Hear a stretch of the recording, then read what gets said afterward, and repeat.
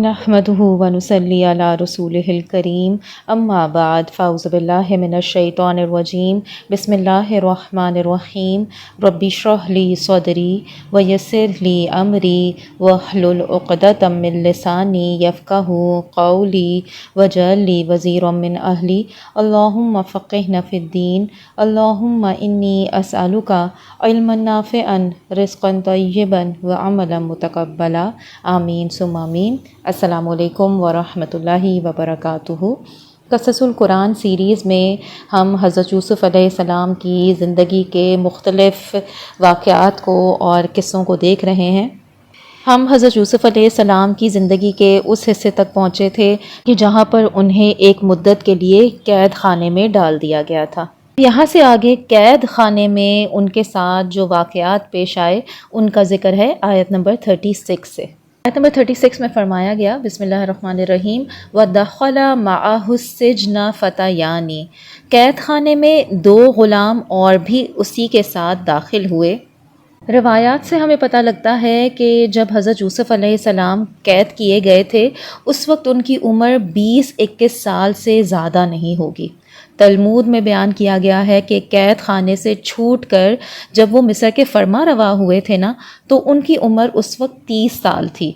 और कुरान कहता है कि कैद खाने में वो बज़ा सिनीन यानी कई साल ठहरे थे। यानी बज़ा का जो अरबी ज़ुबान में मतलब है वो क्या होता है, वो 10 तक की अदद के लिए इस्तेमाल होता है। क्या फरमाया जा रहा है कि कैद खाने में जब हज़रत यूसुफ़ अलैहिस्सलाम को डाला गया तो उनके साथ 2 ग़ुलाम और भी उस वक्त कैद खाने में आए थे। ये 2 ग़ुलाम जो कैद खाने में हज़रत यूसुफ़ अलैहिस्सलाम के साथ दाखिल हुए थे, इनके मुताल्लिक़ बाइबल की रवायत है कि इनमें से एक शाह मिस्र के साथियों का सरदार था और जो दूसरा कैदी था वो शाही नान बाइयों का अफसर था। तलमूद का बयान है कि इन दोनों को शाह मिस्र ने इस कसूर पर जेल में भेजा था कि एक दावत के मौके पर ना इनसे रोटियों में कुछ किरकिराहट पाई गई थी और शराब के एक गिलास में मक्खी निकल आई थी, तो इसलिए इन दोनों को कैद कर दिया गया था। बहरहाल हुआ क्या कि ये जब 2 ग़ुलाम इनके साथ दाखिल हुए और वहाँ पर इकट्ठे रहने लगे तो एक रोज़ उनमें से एक ने उससे कहा, यानी हज़रत यूसुफ़ अलैहिस्सलाम से कहा कि मैंने ख्वाब में देखा है कि मैं शराब कशीद कर रहा हूँ। दूसरे ने कहा कि मैंने देखा कि मेरे सर पर रोटियाँ रखी हैं और परिंदे उनको खा रहे हैं। दोनों ने कहा कि हमें इसकी ताबीर बताइए, हम देखते हैं कि आप एक नेक आदमी हैं। यहाँ पर देखें कि इस बात से अंदाज़ा लगाया जा सकता है कि कैद खाने में हज़रत यूसुफ़ अलैहिस्सलाम किस निगाह से देखे जाते थे।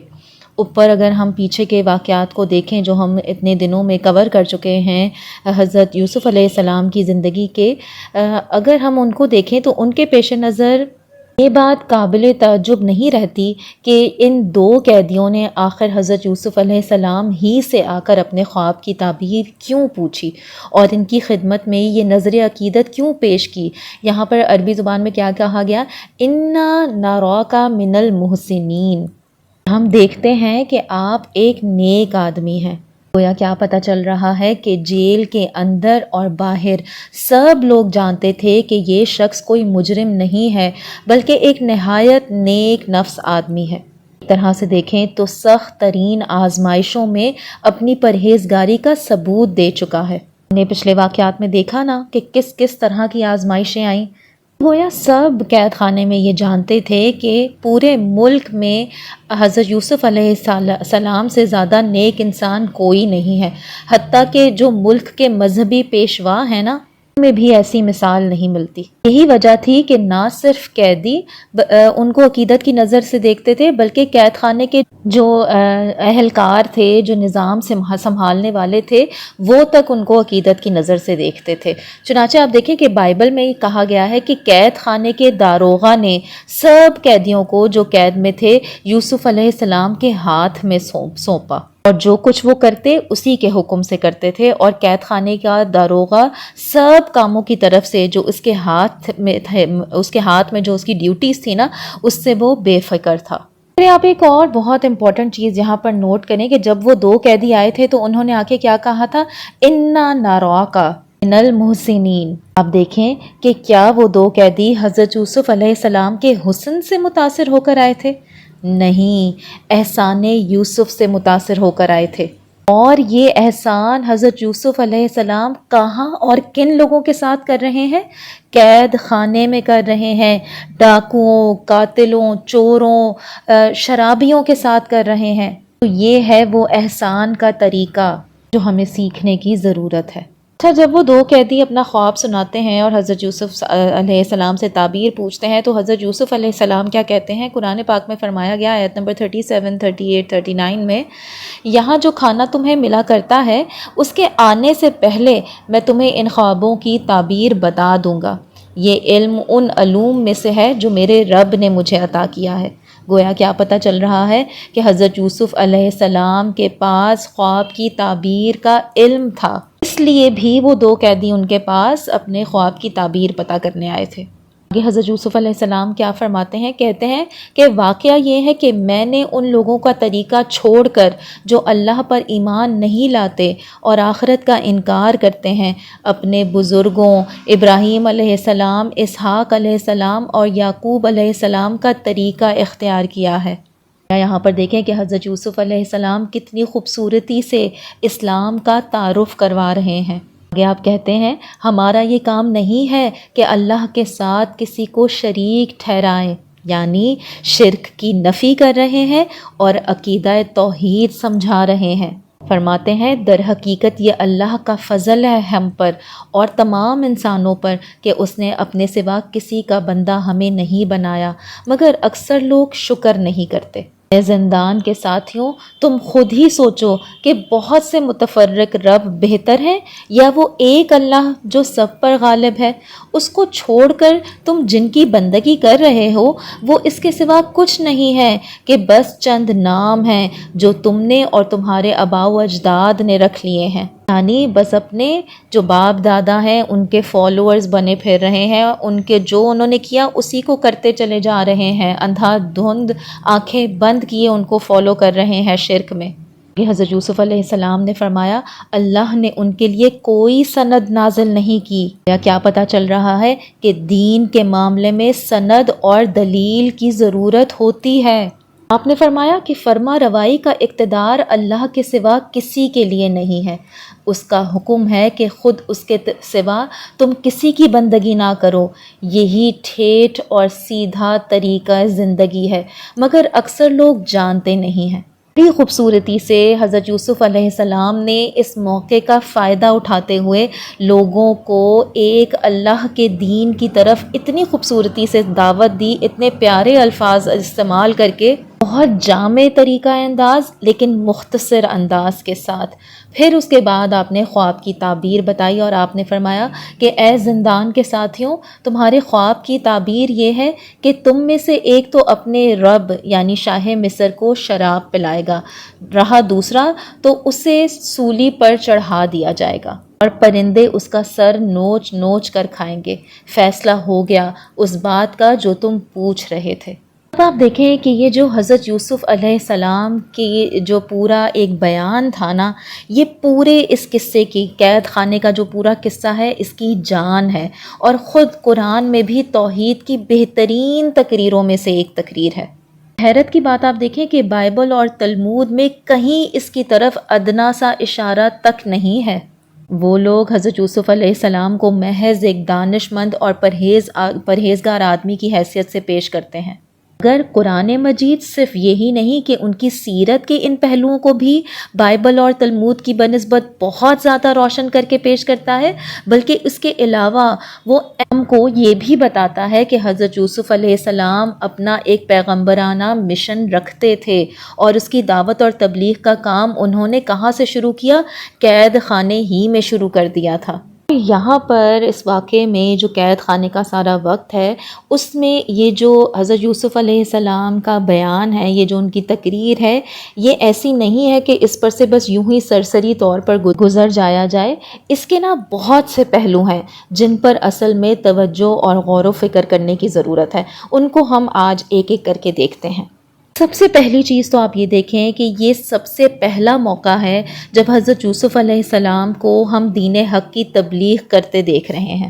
اس سے پہلے اگر ہم دیکھیں تو ان کی زندگی کے جو واقعات ہیں جو قرآن مجید نے پیش کیے ہیں، ان میں صرف اخلاق، ان کی سیرت، ان کی جو کردار کی خصوصیات ہیں وہ مختلف مرحلوں پر ہمیں ابھرتی ہوئی نظر آتی ہیں، مگر تبلیغ کا کوئی نشان وہاں پر نہیں پایا جاتا۔ اس سے کیا بات ثابت ہوتی ہے؟ اس سے اصل میں یہ بات ثابت ہوتی ہے کہ پہلے مراحل جو تھے وہ محض کس چیز کے تھے؟ تیاری اور تربیت کے تھے۔ اللہ سبحانہ تعالیٰ نے بڑی حکمت عملی کے ساتھ، بڑی پلاننگ کے ساتھ حضرت یوسف علیہ السلام کو، میں نے آپ کو بتایا تھا نا کہ کس طرح سے ایک ایسے لیڈر کے نیچے ان کی پرورش کروائی تاکہ وہ اس سارے معاملات کی جانچ پڑتال اچھے طریقے سے کر سکیں۔ اسی طرح آپ دیکھیں پچھلی زندگی میں جو ان کے تمام واقعات ہوتے رہے وہ ان کی ایک طرح سے تیاری اور تربیت کرتے رہے۔ کس کام کے لیے؟ نبوت کے کام کے لیے۔ اور عملی طور پر نبوت کا کام ان کو جو سپرد کیا گیا وہ اس کا مرحلہ قید خانے سے شروع ہوتا ہے، اور نبی کی حیثیت سے یہ ان کی پہلی تقریر اور دعوت تھی۔ پھر دوسری بات آپ یہاں یہ سمجھیے کہ یہ بھی ایک طرح سے پہلا ہی موقع تھا کہ انہوں نے لوگوں کے سامنے اپنی اصلیت ظاہر کی تھی۔ اس سے پہلے ہم دیکھتے ہیں حضرت یوسف علیہ السلام کا جو کردار ہے وہ نہایت صبر و شکر کے ساتھ، بہت ہی ایک آپ کہہ لیں حلیم طبیعت والا، ہر حالت ہر سینیریو کو قبول کرنے والا ایک ایسا نوجوان ہے جو زندگی کے ہر سرکمسٹانسز کو بڑی ایزیلی، اور جیسے وہ ایزی گوئنگ لوگ ہوتے ہیں نا اس طرح سے اس کو ہینڈل کرتے چلے آ رہے ہیں۔ آپ دیکھیں کہ جب قافلے والوں نے ان کو پکڑ کر غلام بنایا تھا، جب وہ مصر لائے گئے تھے، جب انہیں عزیز مصر کے ہاتھ فروخت کیا گیا تھا، جب انہیں جیل بھیجا گیا تھا، ان میں سے آپ کسی بھی موقع پر انہوں نے یہ نہیں بتایا تھا کہ میں ابراہیم اور اسحاق علیہ السلام کا پوتا اور یعقوب علیہ السلام کا بیٹا ہوں۔ آپ دیکھیں کہ ان کے باپ دادا کوئی غیر معروف لوگ نہیں تھے۔ وہ جو قافلے والے تھے وہ خواہ اہل مدین تھے یا اسماعیلی تھے، دونوں ان کے خاندان سے قریبی تعلق رکھنے والے ہی تھے۔ اہل مصر کو بھی دیکھ لیں تو وہ کم از کم حضرت ابراہیم علیہ السلام سے تو ناواقف نہ تھے، بلکہ آپ دیکھیں کہ حضرت یوسف علیہ السلام جس انداز سے ان کا اور حضرت یعقوب علیہ السلام کا اور حضرت اسحاق علیہ السلام کا ذکر کر رہے ہیں، اس سے تو اندازہ ہوتا ہے کہ تینوں بزرگوں کی شہرت مصر میں پہنچی ہوئی تھی۔ لیکن اس سے پہلے کہیں پر بھی حضرت یوسف علیہ السلام نے کبھی باپ دادا کا نام لے کر اپنے آپ کو ان حالات سے نکالنے کی کوشش نہیں کی تھی، جبکہ آپ کتنے مشکل حالات میں پچھلے 4-5 سالوں کے دوران مبتلا رہے تھے، لیکن آپ نے کبھی بھی وہ جو اپنا سٹیٹس کا سکہ تھا وہ کبھی استعمال نہیں کیا تھا۔ اس سے یہ بات بھی سمجھ میں آتی ہے کہ وہ اچھی طرح سے نا اس بات کو سمجھ گئے تھے کہ اللہ سبحانہ تعالیٰ جو کچھ ان کو بنانا چاہتے ہیں نا اس کے لیے ان کا ان حالات سے گزرنا ہی ضروری ہے۔ وہ اللہ سبحانہ تعالیٰ کے ہر فیصلے پر راضی با رضا تھے۔ وہ جانتے تھے کہ اللہ کا کوئی بھی فیصلہ حکمت سے خالی نہیں ہے۔ لیکن اب یہاں پر جب انہوں نے یہ تقریر کا انداز اپنایا اور یہ دعوت کا انداز اپنایا تو انہوں نے یہ محض جو اپنی دعوت اور تبلیغ کی خاطر جو ہے یہاں پر وہ پردہ اٹھایا تھا، یہ بتانے کے لیے کہ میں کوئی نیا اور نرالا دین پیش نہیں کر رہا ہوں، بلکہ میرا تعلق دعوت توحید کی اس عالمگیر تحریک سے ہے جس کے آئمہ کون تھے؟ ابراہیم علیہ السلام، اسحاق علیہ السلام، یعقوب علیہ السلام۔ اور ایسا کرنا نا اس لیے بھی ضروری تھا کہ داعی حق کبھی اس دعوے کے ساتھ نہیں اٹھا کرتے کہ وہ ایک نئی بات پیش کر رہے ہیں۔ اس سے پہلے کبھی کسی کو نہ سوجھی، نہ کسی نے بیان کی، نہ کسی نے اس کی طرف لوگوں کو بلایا کہ داعی کا کام کیا ہے کہ وہ پہلے قدم پر ہی یہ بات کھول دیتا ہے کہ میں اس ازلی اور اس ابدی حقیقت کی طرف بلا رہا ہوں جو ہمیشہ سے تمام اہل حق پیش کرتے رہے ہیں۔ اچھا، پھر اس کے بعد آپ اس چیز پر غور کریں کہ حضرت یوسف علیہ السلام نے جس طرح سے اپنی تبلیغ کے لیے موقع نکالا، اس میں بھی جو حکمت تبلیغ کا ایک اہم سبق ہمیں ملتا ہے نا وہ بہت ہی خوبصورت ہے۔ آپ دیکھیں کہ 2 آدمی اپنا خواب بیان کرتے ہیں اور اپنی عقیدت مندی کا نا ایک طرح سے اظہار کرتے ہیں اور پھر اس کی تعبیر پوچھتے ہیں۔ جواب میں حضرت یوسف علیہ السلام کیا فرماتے ہیں کہ تعبیر تو میں تمہیں ضرور بتاؤں گا، مگر پہلے یہ سن لو کہ اس علم کا ماخذ کیا ہے، اس کی بنا پر میں تمہیں تعبیر بتا دیتا ہوں۔ اس طرح دیکھیں ان کی بات میں سے اپنی بات کہنے کا موقع نکال کر حضرت یوسف علیہ السلام ان کے سامنے اپنا دین پیش کرنا شروع کر دیتے ہیں۔ سبحان اللہ۔ اس سے کیا سبق ملتا ہے کہ آپ دیکھیں کہ کسی شخص کے دل میں اگر تبلیغ حق کی دھن سمائی ہوئی ہونا اور وہ حکمت بھی رکھتا ہو تو کتنی خوبصورتی کے ساتھ وہ گفتگو کا رخ اپنی دعوت کی طرف پھیر سکتا ہے۔ یہ بڑا ہی خوبصورت ہنر ہے، اور جس کے اندر تبلیغ اور دعوت کی ایک جو ہوتی ہے نا دھن کہہ لیں یا آپ ایک شوق کہہ لیں، جو اس کے اندر نہیں ہوتا نا، جس شخص کے اندر، جس دائی کے اندر، اس کے سامنے کتنے ہی مواقع آتے چلے جائیں، وہ کبھی محسوس ہی نہیں کرتا کہ یہ موقع ہے اپنی بات کہنے کا، یہ موقع ہے دین کی بات لوگوں کو سمجھانے کا۔ اگر وہ جسے دھن لگی ہوئی ہوتی ہے، جس کے اندر ایک شوق ہوتا ہے، وہ موقع کی تاک میں لگا رہتا ہے اور اسے پاتے ہی اپنا کام شروع کر دیتا ہے۔ یہ بات بھی یاد رہے کہ اس میں بہت فرق ہے ایک حکیم کی موقع شناسی اور ایک نادان مبلغ کی تبلیغ میں، جو موقع اور محل کا لحاظ کیے بغیر لوگوں کے کانوں میں زبردستی اپنی دعوت ٹھونسنے کی کوشش کرتے ہیں، اور پھر ایسے جھگڑالو پن سے اور بحث مباحثے سے الٹا کیا کرتے ہیں، لوگوں کو متنفر کر کے چھوڑ دیتے ہیں۔ دین جبر اور زبردستی سے نہیں پھیلتا، آپ کے اخلاق سے، آپ کی موقع شناسی سے، آپ کی حکمت عملی سے پھیلتا ہے۔ اسی لیے آپ دیکھیں کہ یہاں پر اس بیان اور اس تقریر سے کیا بات سامنے آتی ہے کہ لوگوں کے سامنے نا دعوت دین پیش کرنے کا اصل ڈھنگ اور صحیح طریقہ کیا ہے، یہ اصول بھی ہمیں یہاں سے ملتا ہے۔ حضرت یوسف علیہ السلام موقع پاتے ہی ایک دم سے چھوٹتے ہی کہیں دین کی تفصیلی اصول پر اور اس کے ضوابط پر اور مشکل باتوں پر سے نہیں آغاز کر دیتے، بلکہ انہوں نے کیا کیا، ان کے سامنے دین کے اس نقطۂ آغاز کو پیش کیا جہاں سے اہل حق کا راستہ اہل باطل کے راستے سے جدا ہوتا ہے۔ یعنی کس چیز سے آغاز کیا تھا؟ توحید اور شرک کے فرق کو بیان کر کے، پھر اتنی خوبصورتی کے ساتھ اس فرق کو وہ ایسے معقول طریقے سے انہوں نے واضح کیا ہے نا کہ عقل عام رکھنے والا کوئی شخص اسے محسوس کیے بغیر رہ ہی نہیں سکتا۔ خاص طور پر آپ دیکھیں کہ جو لوگ اس وقت ان کے مخاطب تھے، ان کے دل اور دماغ میں تو تیر کی طرح یہ بات اتر گئی ہوگی، کیونکہ وہ نوکر پیشہ ایک غلام قوم تھی اور اپنے دل کی گہرائیوں میں اس بات کو خوب محسوس کر سکتے تھے کہ ایک آقا کا غلام ہونا بہتر ہے یا بہت سے آقاؤں کا۔ اور پھر آپ دیکھیں کہ سارے جہان کے آقا کی خدمت، آقا کی بندگی کرنا بہتر ہے یا اسی آقا کے بندوں کی بندگی کرنا بہتر ہے۔ پھر آپ ایک اور چیز نوٹ کریں کہ حضرت یوسف علیہ السلام نے یہ نہیں کہا کہ اپنا دین چھوڑو اور میرے دین میں آ جاؤ، بلکہ نا ایک عجیب انداز میں انہوں نے کیا کہا تھا کہ دیکھو اللہ کا یہ کتنا بڑا فضل ہے کہ اس نے اپنے سوا ہم کو کسی کا بندہ نہیں بنایا، مگر لوگ اس کا شکر ادا نہیں کرتے اور خواہ خود گھڑ کر اپنے رب بناتے رہتے ہیں اور ان کی بندگی کرتے رہتے ہیں۔ پھر یہاں پر دیکھیں کہ انہوں نے اپنے مخاطبوں کے دین پر تنقید بھی کی تھی، مگر نہایت معقول انداز میں، اور اس انداز میں کہ کسی کی دل آزاری نہ ہو۔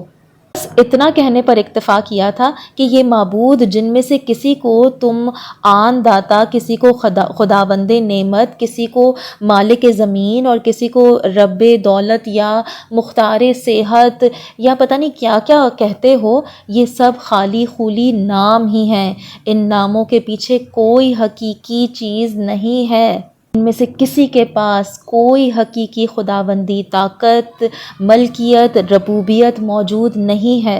اصل مالک تو اللہ سبحانہ تعالیٰ کی ذات ہے، جس سے تم بھی کائنات کا خالق اور رب تسلیم کرتے ہو، اور اس نے ان میں سے کسی کے لیے بھی خداوندی اور معبودیت کی کوئی سند نہیں اتاری ہے، اور اس نے تو فرما روائی کے سارے حقوق اور اختیارات اپنے ہی لیے مخصوص کر رکھے ہیں، اور اس کا حکم ہے کہ تم اس کے سوا کسی کی بندگی نہ کرو۔ بہت ہی خوبصورت انداز میں آپ نے دعوت اور تبلیغ کا کام کیا۔ پھر آپ دیکھیں کہ یہاں ان کے اس واقعے سے یہ بھی اندازہ کیا جا سکتا ہے کہ حضرت یوسف علیہ السلام نے یہ جو قید خانے کی زندگی کے 8-10 سال تھے وہ کس طرح سے گزارے ہوں گے۔ ہم چونکہ بس قرآن پڑھتے ہیں اور قرآن میں جو امپورٹنٹ باتیں ہیں وہ بیان کی گئی ہیں، تو لوگ سمجھتے ہیں کہ قرآن میں چونکہ ایک ہی واعظ کا ذکر ہے اس لیے انہوں نے صرف ایک ہی دفعہ دعوت دین کے لیے زبان کھولی تھی۔ سب سے پہلی بات تو یہ ہے کہ ایک پیغمبر کے متعلق یہ گمان کرنا ہی سخت بدگمانی ہے کہ وہ اپنے اصل کام سے غافل ہو جائے۔ آپ دیکھیں کہ جس شخص کی تبلیغی دھن کا اور شوق کا یہ حال تھا کہ 2 آدمی تعبیر خواب پوچھتے ہیں اور وہ اس موقع سے فائدہ اٹھا کر دین کی تبلیغ شروع کر دیتے ہیں، تو اس کے متعلق ہم یہ کیسے گمان کر سکتے ہیں کہ انہوں نے قید خانے کے یہ چند سال خاموش ہی گزار دیے ہوں گے۔ جس شخص نے اتنے چھوٹے سے موقع کو ہاتھ سے نہیں جانے دیا، اس نے اپنی زندگی کا اتنا عرصہ وہاں قید خانے میں گزارا ہے تو وہ خاموشی کے ساتھ تو نہیں گزارا ہوگا۔ اللہ سبحانہ تعالیٰ سے دعا ہے کہ وہ ہمیں حضرت یوسف علیہ السلام کی سنت کے ان خوبصورت اصول اور نمونوں سے بہترین سبق حاصل کرنے والا بنائے، ہمیں دین کی تبلیغ اور اشاعت میں بہترین کردار ادا کرنے والا بنائے، حکمت عملی کے ساتھ، معاملہ فہمی، معاملہ شناسی کے ساتھ دین کا پیغام آگے لوگوں کو بہترین طریقے سے پہنچانے والا بنائے۔ آمین ثم آمین۔ ربنا لا تزغ قلوبنا بعد اذ ہدیتنا وہب لنا من لدنک رحمہ انک انت الوہاب۔ سبحانک اللہم وبحمدک نشہد ان لا الہ الا انت نستغفرک ونتوب الیک۔ سبحان ربک رب العزۃ عما یصفون وسلام علی المرسلین والحمد للہ رب العالمین۔ آمین ثم آمین۔ السلام علیکم ورحمۃ اللہ وبرکاتہ۔